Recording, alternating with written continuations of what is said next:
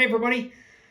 Today I wanted to talk about how the Sling Method is different from traditional physiotherapy, traditional physical therapy, and I want to highlight some differences and some focuses that the Sling Method has that maybe just differ from what traditional physio and physical therapy do. Now, I'm not here to crap on physiotherapists or physical therapists. That's not what I'm trying to do here. I'm just trying to point out the differences between the two. Now, there's been a few sort of things that have been said to me, which are, why should I part with my money? I've had physiotherapy, physical therapy in the past, and why should I part with my money to you for the Sling Method? And this is really what this video and this post is all about, and what this board is all about. So I've highlighted some things that traditional physiotherapy and physical therapy does, and I've then highlighted what the Sling Method does, which is different or instead of. So really this is about showing you the differences between the two and why, if traditional physiotherapy and physical therapy has failed you, or it hasn't got you the results that you expected or wanted, why the Sling Method can and will get you the results that you want. So we start off with traditional physio PT. Its focus is strength using weights mainly, and is non-specific to gait.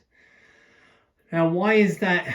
Why does that matter? Well, strength is specific to the movement, and I'll put another post up about this, or a referral post about this, to show you why strength is specific to the movement. Now, in the Sling Method, we focus on the movement of gait. It is 100% specific to the gait cycle. We do a gait analysis to look at how you move and look at what's occurring when you run, to then guide us into what exercises are going to be the best thing for you. Now, traditional physio and physical therapy really just focuses more on kind of arbitrary strength, things like squats and how strong you are. And it really focuses on that in a very non-specific way, and certainly non-specific to gait. And we can kind of see this in play and in action when a runner is injured. They might be injured and they can't run, but they can still squat. Or they might be injured and they can't run, but they can still do lunges and deadlifts and planks. Now that really does show you that running and those non-specific movements are not even remotely related, because if you can't do one but you can do all the others, then that's showing you that all the others, they're not really of consideration, and we don't use them in the Sling Method. So movement is specific to the gait cycle, and we use resistance bands because we're more focused on horizontal forces, not vertical forces. We don't really care how strong you are relative to gravity, because unless you're planning on doubling your weight, I don't really care about that. What I care about is how much force you can produce and how good you are at producing it in a forward direction, or in movements that create forward locomotion. Okay, so we use resistance bands to create those horizontal forces. Point number 2, stretching. Physiotherapy, physical therapy. I have not come across anybody who's gone to physical therapy or physiotherapy who hasn't been given a stretching plan or some stretches to do with their physical therapy. Now, I completely disagree with static forced stretching, and that's one of the reasons why you will find absolutely zero stretching ever. That is static forced stretching. Remember, when we move and we take movements to full range of motion, we're actually getting a stretch to occur anyway. We're just doing it differently. We're doing it through range of motion training. We're doing it through movement. Okay, so there is absolutely zero forced static stretching ever. What we do is we use self-myofascial release. So things like foam rollers, tennis balls, lacrosse balls, Theracane, and to get soft tissue releases. And we do what's called pandiculations, and you will all pandiculate at some point through the course of your week. All you got to do is think about when you wake up and you reach up as high as you can. That is appendiculation. That is what dogs and cats do every time they wake up. Every time they get up, they will pendiculate to prepare themselves for movement. Stretching causes soft tissue, fascia, to tear. We don't do stretching in the Sling method. We do movement. Okay? Traditional physical therapy will probably most likely get you to do squats, planks, bridges, clamshells, some combination of those kind of movements. The Sling method doesn't care how much you can squat because it's completely irrelevant. We look at how good your movement is before we look at how strong you are. In fact, we don't even care how strong you are. It's just not relevant to running. You're producing horizontal force, not vertical force. And we care about movement and the quality and the coordination of your movement, because that's what's important. Because when I said point number 1, the Sling method, it's specific to the movement. Strength is specific to the movement. If you cannot coordinate the movement, then you're not going to get stronger within that movement, because that strength is specific to that movement. Okay? I can't teach somebody how to squat better if they can't squat, if they can't coordinate the movement. Same thing applies for running. I can't teach you how to move better or how to run better if you don't move better. And that means practicing and getting better at the movements that you need to produce when you run. And one of the key movements is pronation. And that means having the hip in the right position to pronate, because pronation comes from internal rotation. Squats are in an externally rotated position using your external rotators. You don't even use your internal rotators when you squat. Same thing when you do a bridge. Same thing when you do a clamshell. None of those movements go with pronation. Okay, so in order to be better at running, you must be able to pronate well, which means you must be able to internally rotate the hip well, which means you must be able to rotate the torso and the spine well, and the pelvis well. None of that gets taught by squats, planks, bridges, clamshells, etc., etc. Okay? Physio PT focuses more on isolated movements, isolated tests. That is not how the gait cycle works ever. There is 630-ish muscles in the body, and they are all used when you run. They all have to coordinate this at the same time. Every step you take involves half of those muscles doing one job and half of those muscles relaxing and allowing the other half to do their job. And then when you take the next step, it switches. And then the next step, it switches. And the next step, it switches. Squats, planks, bridges, clamshells, isolated movements don't do that. They don't teach that coordination. So point number 4 in the Sling method, it is 100% integrated movement always. It involves the lever actions of gait. If you're not creating those lever actions of gait, then you're simply not coordinating the running movement.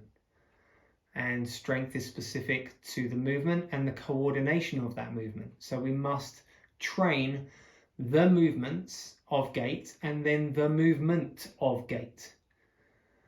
Okay, we can break it down a little bit, but we have to rebuild it back up again. We can focus and we can work on the pronation, but then we have to add that pronation movement into a bigger movement, i.e. a stepping movement or a standing pose movement.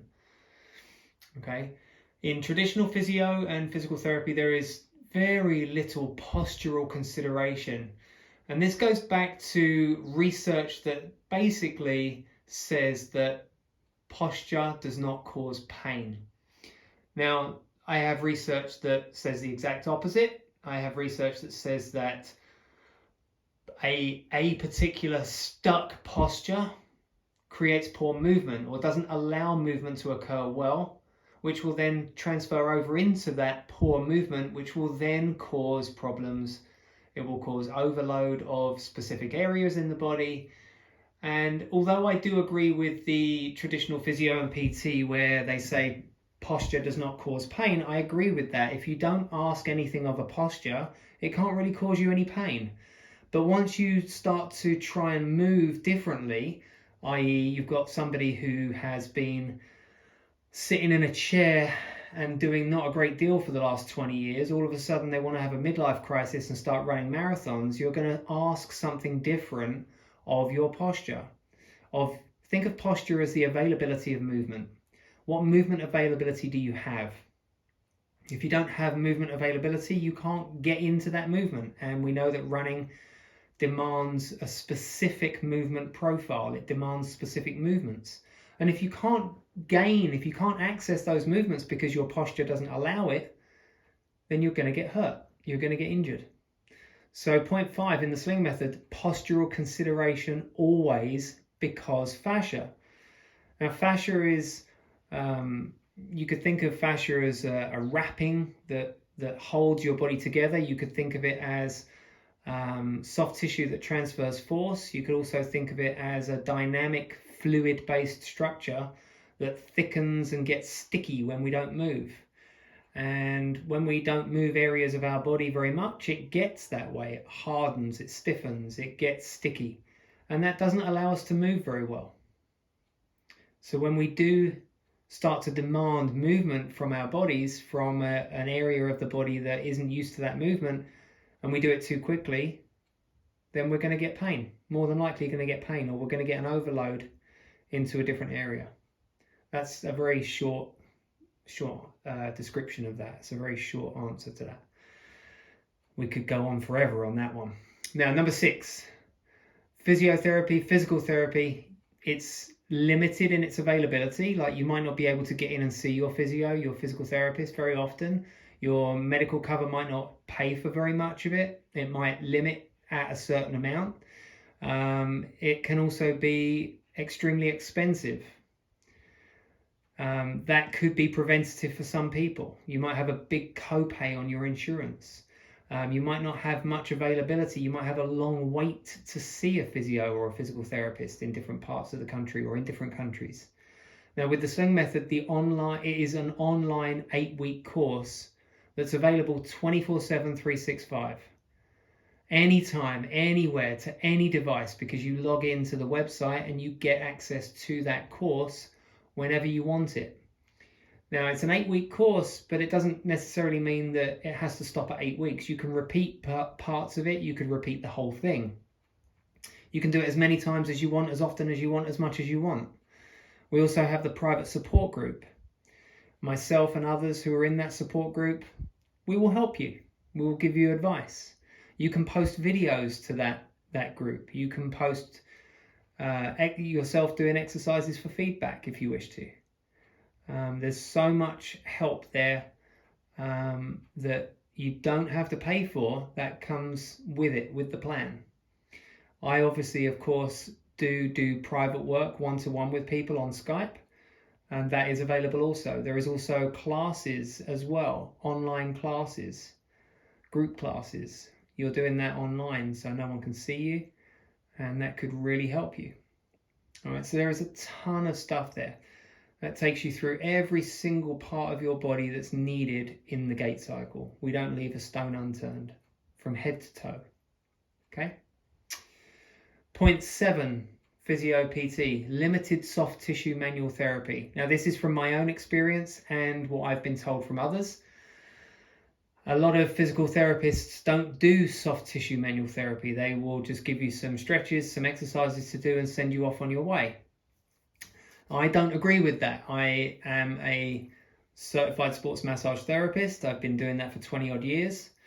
I absolutely 100% believe that soft tissue manual therapy is amazing for many, many reasons. And something that we do, point 7 in the Sling Method, always, in block capitals, always soft tissue manual therapy. That comes in the form of self-myofascial release, which we mentioned in point number 2. And this really does give you chance to relax, to tone your nervous system down. Now, most people, I find, are super stressed out. And a lot of people that are super stressed out don't even know that they're super stressed out. Chances are you probably stopped listening to this video at point number 3 because you're so stressed out that you can't relax and just sit there and listen to a video of somebody explaining how you can get the help that you want. You'd rather just click off and not listen to it. If you're still here on point 7, always soft tissue manual therapy. Now, one of the things that I say to people who ask for help in the private support group, most of the time I will refer them back to doing some MFR, some self-myofascial release. Self is the key word there, self. You do it yourself. You can do that at any time, anywhere. You can even do this while you're at work. There's ways in which you can do this, and you can make your time extremely valuable, extremely productive. If you can make every minute of your life productive and valuable, that is such a value to you. Now, the last thing on here, I haven't even put this on the side of physio and PT because most of the time they never get this far because they can't spend the amount of time that they need to with their clients and their patients. But I can, because I've done an 8-week course and I've handed that 8-week course over to you, and you're working your way through that course. So one of the things that you'll find in that course through that 8 weeks is all about the breathing and the brain and the coordination before strength. Now, when I say about stress there, you can see that right at the bottom there under breathing and brain. Stress consideration. And like I said, most people are stressed out. It's the world we live in today. Everything's fast-paced. People don't want to chill out and relax. Maybe they feel guilty for taking some relaxation time. Well, how about we don't call it relaxation time? How about we call it stress consideration time? One of the key points in the Sling Method 8-week course, that is the Runner's Rehab and the Basic 8-week course, is learning how to de-stress, not distress. De-stress. And that comes through breathing drills and self-myofascial release. Those two go hand in hand. You can't de-stress your body without de-stressing your brain, your nervous system. And that does not involve getting straight in there and lifting weights and getting stronger, because that's not the way to do it. We must de-stress before we stress. And de-stressing involves breathing and self-myofascial release and just taking time to understand why it is that you're injured, why it is that you're not getting the results with what you're doing, and why it is that this process is what's going to get you the results. And I'm going to take you back to point 1, specific to gait, 100% specific to gait. That is so important in the process of getting any runner to a point where they are in less pain and injury-free, pain-free, injury-free, moving better, coordinating better. Okay, so this is actually a short video explaining the differences between how the Sling Method is different from traditional physiotherapy and traditional physical therapy. We take into account all of the different parts to the puzzle, all of the different parts to that puzzle which are causing your pain, which are going to help you dial down that pain and de-stress rather than distress.